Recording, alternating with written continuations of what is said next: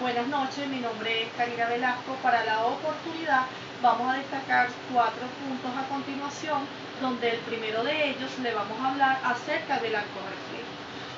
En el primer punto que nos habla del arco reflejo, tenemos que son respuestas automáticas, rápidas y predecibles frente a cambios en el ambiente, que ayudan a mantener las condiciones del medio interno de nuestro organismo dentro de los parámetros normales. El más simple de los reflejos está formado por una neurona sensorial, una neurona conectora y una motora. Los reflejos no se producen si la médula espinal ha sido destruida o seccionada. También podemos decir que un arco reflejo es un movimiento que un individuo realiza de manera involuntaria, a modo de respuesta ante determinado estímulo. Es decir, la estructura nerviosa que se encarga de controlar dicho movimiento recibe el nombre de arco reflejo.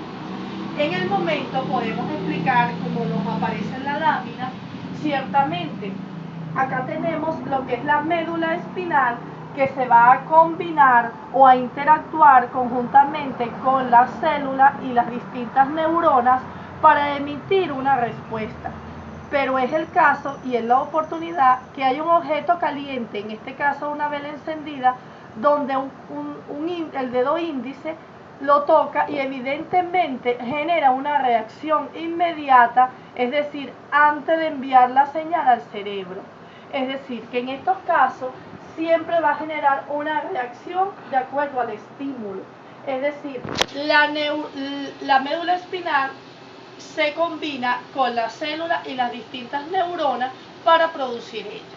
Sin embargo, nosotros podemos hablar del arco reflejo, puede ser simple. Cuando hablamos de la unión o la interacción de la médula espinal, de una neurona y una célula, estamos hablando de un arco reflejo simple.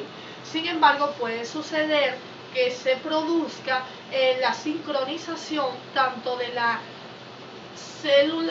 médula espinal conjuntamente con varias neuronas y varias células, y en ese caso estaríamos conversando acerca de un arco reflejo complejo con más de 2 neuronas.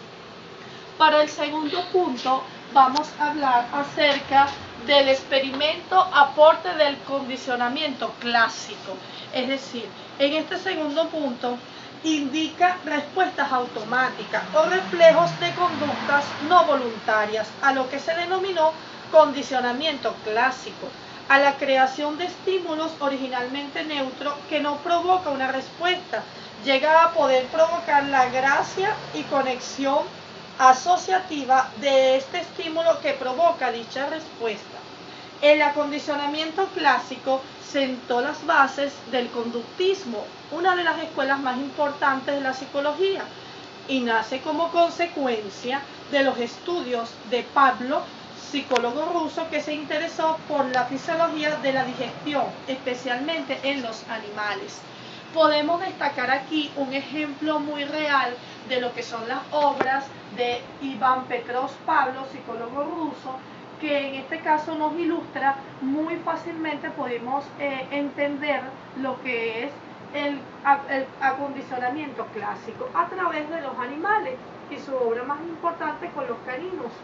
En el primer ejemplo podemos ver que el canino se le muestra una comida. Automáticamente la comida representa el estímulo, y este estímulo ante el canino va a generar una respuesta. ¿Cuál es la respuesta? Automáticamente la salivación. Es decir, en este caso se genera un estímulo incondicionado. ¿Por qué? Porque es innato en el animal, al ver la comida va a empezar la salivación. Es decir, la respuesta es incondicionada. Sin embargo, vamos al segundo ejemplo, que es con el mismo canino, donde podemos observar que ya no es la comida, sino que se trata de un silbato. Es decir, el animal le muestran el silbato, él mismo no genera una respuesta, ¿verdad? Es decir, esto es un estímulo neutro para él, ¿verdad? Y por lo tanto no hay salivación sin respuesta. Es decir, el silbato va a representar un estímulo neutro, por lo tanto su respuesta es negativa, es decir, no hay salivación. Sin embargo, dicho ejemplo tiene continuidad en el tercer ejemplo, que podemos ilustrarlo en este momento. Es decir, el canino ya no solo va a estar con el silbato, sino que al silbato, a este estímulo neutro, se le va a sumar el estímulo de la comida. Es decir, silbato más comida va a generar una respuesta. ¿Cuál es la respuesta? La salivación. Es decir, aquí hay una respuesta incondicionada, sigue siendo incondicionada porque lo que se le muestra es la comida, ¿verdad? ¿Cómo se siente el grupo comando? Es la comida. Sin embargo, ¿verdad? Es decir, en este caso estamos hablando de una respuesta incondicionada aún todavía. ¿Por qué? Porque lo que se le está mostrando, no lo que está viendo él es el silbato, sino lo que se le suma al silbato. Es decir, la asociación de estímulos existe en este ejemplo, es decir, la comida más el silbato. Por lo tanto, la respuesta sigue siendo incondicionada y existe la salivación. Ahora bien, nos vamos al cuarto ejemplo, donde tenemos al mismo canino, ¿verdad?, con el silbato. En este cuarto ejemplo, el estímulo ya va a ser condicionado, es decir, la respuesta va a ser condicionada. ¿Por qué?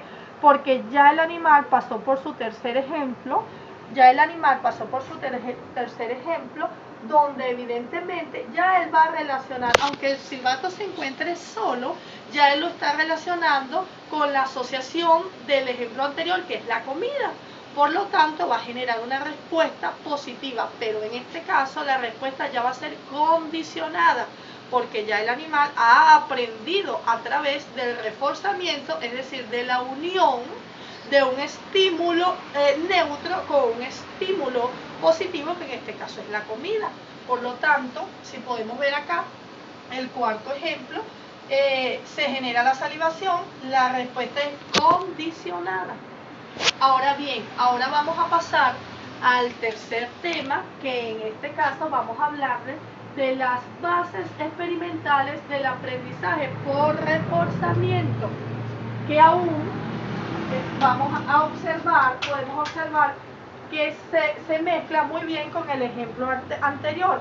Una vez que el sujeto ha condicionado su respuesta, ha adquirido el reflejo condicionado, su aprendizaje quedará ya reforzado con la aparición de estímulos que dieron origen a la respuesta. En el caso anterior, evidentemente será el silbato que llevó al canino a asociarlo con la comida.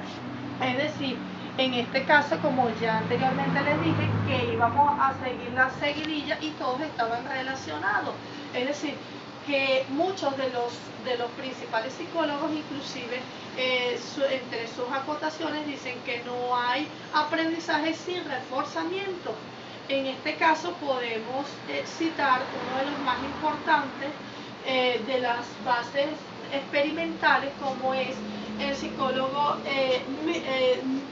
Neal Egan Miller y John Dolan, ¿verdad?, que él mismo simplemente hace hincapié en cuanto hay estímulo, y una vez que existe el estímulo, existe la respuesta. Y si hay reforzamiento, mucho más, existe estímulo, respuesta y reforzamiento. Es decir, continuamos con la teoría de que si hay aprendizaje, para haber aprendizaje debe haber un reforzamiento. Seguidamente podemos conversarle acerca del último tema que estamos hablando, acerca de lo que es el procedimiento condicionado pavloviano, excitatorio e inhibitorio. En este caso podemos conversarle que en cuanto a, ya hemos hablado del condicionamiento pavloviano en términos de aprendizaje, para predecir cuándo va a aparecer un evento significativo o condicionado o incondicionado. Pero hay otros condicionamientos, entre ellos los sujetos aprenden a predecir la ausencia de estímulos incondicionados. Ejemplo sería los niños que son maltratados en sus casas, por sus padres que pueden pegarles o gritarles sin ninguna razón alguna. En este caso podemos destacar que en cuanto al ejemplo inhibitorio estamos en la presencia de que son